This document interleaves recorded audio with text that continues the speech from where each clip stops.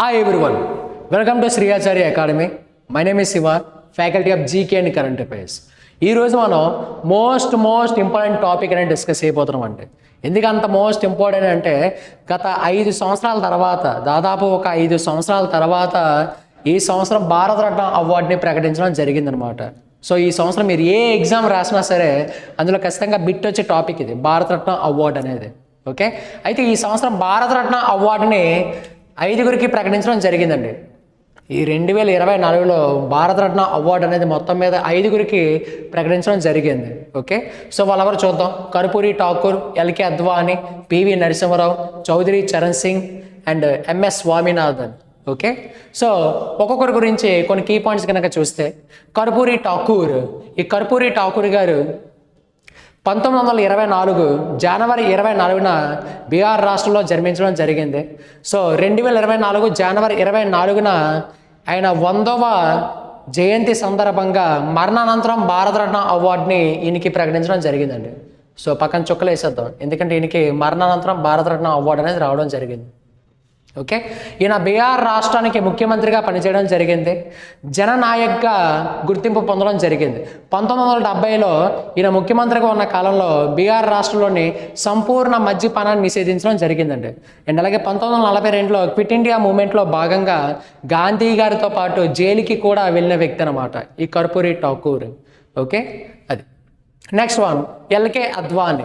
LK Advani గారికి ఫిబ్రవరి 3వ తారీఖున భారతరత్న అవార్డుని ప్రకటించడం జరిగింది.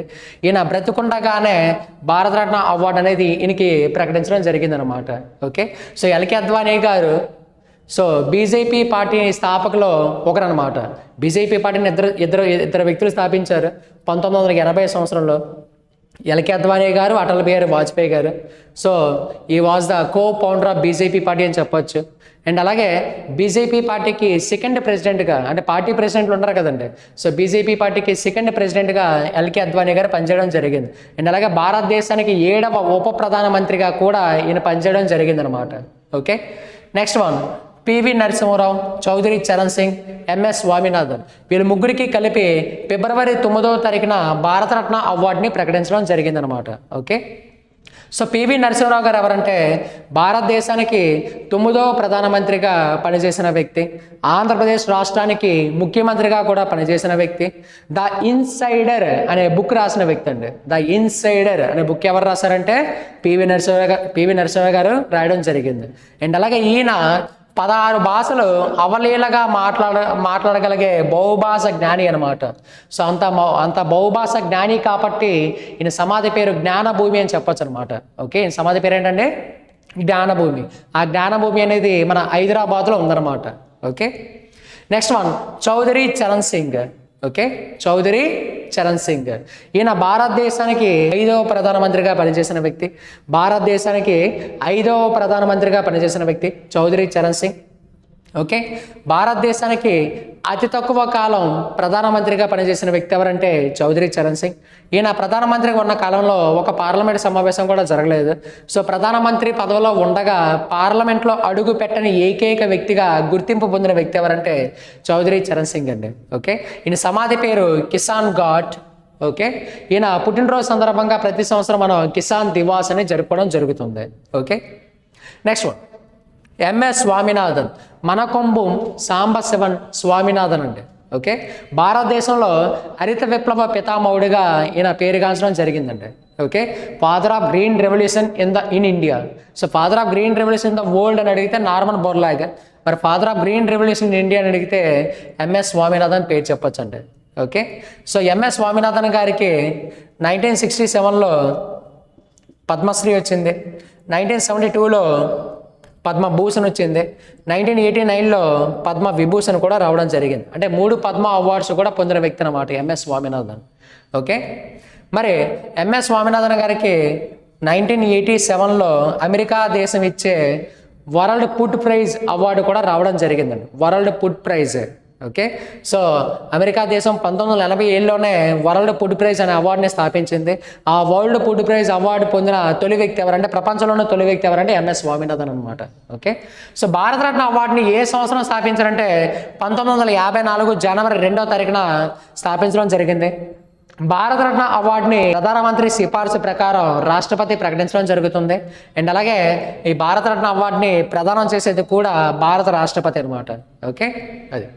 ఇంకా భారతరత్న అవార్డు గురించి కొన్ని కీ పాయింట్స్ కనుక చూస్తే, సో భారతరత్న అవార్డుని 1954లో తొలిసారిగా 3 వ్యక్తులకు ఇవ్వడం జరిగిందండి. ఆ 3 వ్యక్తుల పేర్లు గుర్తుపెట్టుకోవడానికి ఇచ్చిన ట్రిక్ ఏంటంటే RRR, RRR.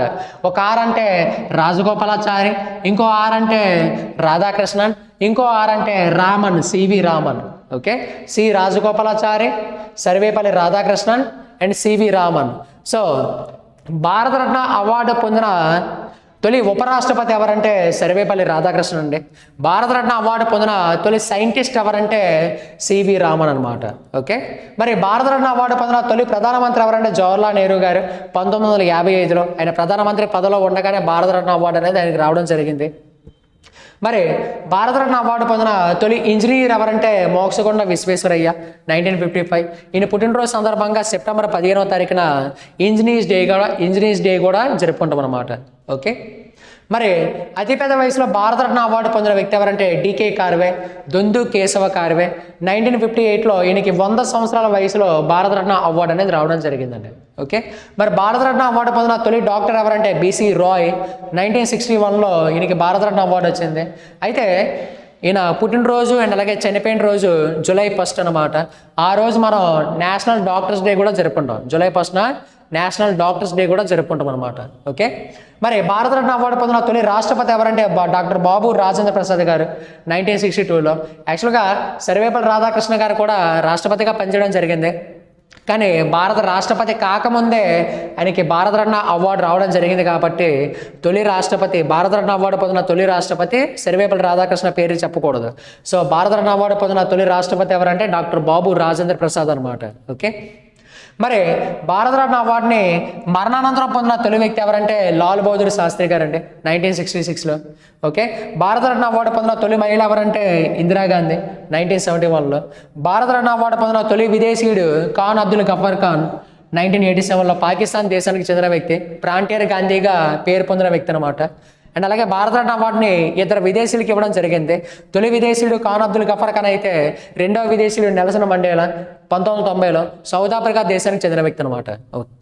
Okay, next Bharat Ratna award పొందిన తొలి సినీ నటుడు ఎవరంటే MG రామచంద్రన్, 1988లో. మరి భారతరత్న అవార్డుని మరణానంతరం పొందిన తొలి మహిళ ఎవరంటే Aruna Asaf Ali, queen of quit India మూవ్మెంట్గా పేరు పొందిన వ్యక్తి. 1997లో ఇవిడికి మరణానంతరం భారతరత్న అవార్డు అనేది ఇవ్వడం జరిగింది. సో భారతరత్న అవార్డుని మరణానంతరం పొందిన తొలి వ్యక్తి ఎవరంటే లాల్ బహదూర్ శాస్త్రి. మరి మరణానంతరం పొందిన తొలి మహిళ ఎవరంటే అరుణ అసఫ్ అలీ అనమాట. ఓకే, మరి భారతరత్న అవార్డుని సంగీత రంగంలో పొందిన తొలి వ్యక్తి ఎవరంటే MS సుబ్బలక్ష్మి, 1998. ఓకే, మరి భారతరత్న అవార్డు పొందిన తొలి ఆర్థికవేత్త, ఫస్ట్ ఎకనామిస్ట్ ఎవరంటే అమర్త్య సేన్, 1999. ఓకే, మరి భారతరత్న అవార్డుని అతి చిన్న వయసులో భారతరత్న అవార్డు పొందిన వ్యక్తి ఎవరంటే సచిన్ టెండూల్కర్. అండ్ అలాగే భారతరత్న అవార్డుని పొందిన తొలి క్రీడాకారుడు కూడా ఎవరంటే సచిన్ టెండూల్కర్ అనమాట. 2014లో 40 సంవత్సరాల వయసులో సచిన్ టెండూల్కర్ గారికి భారతరత్న అవార్డు అనేది రావడం జరిగిందనమాట.